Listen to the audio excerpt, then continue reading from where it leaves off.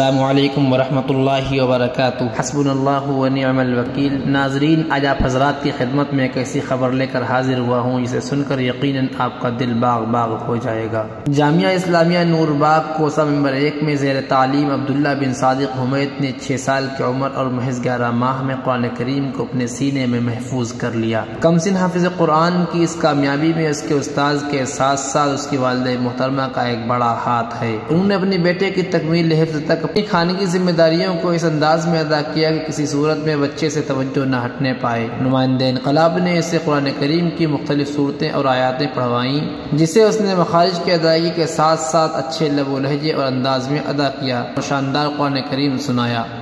چونکہ ابھی حفظ قرآن پاک مکمل ہی ہوا ہے اور 20 پارے کا ہی دور پورا ہو پایا، اس لیے قرآن کریم ازبر یاد کرنے میں وقت بھی لگے گا، مگر کم عمری میں اتنی عظیم نعمت کا حصول فضل خدا بندی اور قرآن کریم کا معجزہ ہے، اور قیامت تک کلام الہی کے تعلق سے ایسے واقعات رونما ہوتے رہیں گے جو خوشگوار حیرت کا سبب بنیں گے۔ حافظ عبداللہ کے استاذ حافظ عبدالغفار صاحب قریشی جو مالیگاؤں کے رہنے والے ہیں، انہوں نے ذہین طالب علم کے تعلق سے حیرت کا اظہار کرتے ہوئے بتایا، حفظ شروع کرنے کے بعد اس نے پہلے دن 2 صفحے سبق سنایا، پھر چند پاروں کے بعد اس میں اضافہ ہوتا چلا گیا۔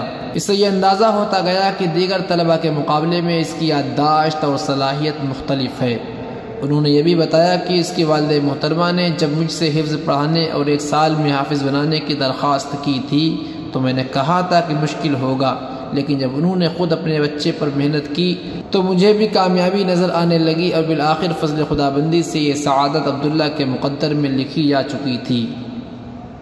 حافظ عبداللہ کی والدہ محترمہ ہما نوریہ سے استفسار کرنے پر آپ کو اپنے بیٹے کو حافظ قرآن بنانے کا خیال کس طرح آیا، تو انہوں نے بتایا کہ الحمدللہ میں خود عالمہ ہوں اور مذکورہ ادارے کی فارغہ ہوں۔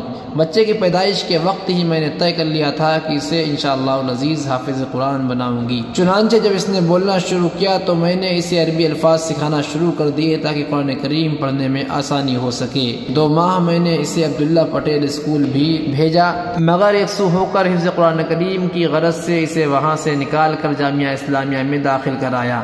وہ ناظرہ کے ساتھ ساتھ حفظ بھی کرنے لگا۔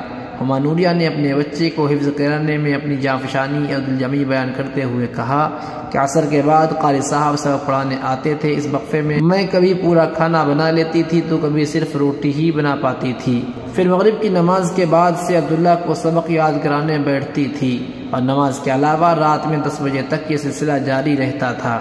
اسی طرح مدرسے میں صبح 7:15 بجے حاضری ہوتی تھی، مگر میں نے رعایت مانگی 9 بجے کے بعد مدرسہ لے جاتی تھی، اسی درمیان میں سبق پختہ کرا لیتی تھی۔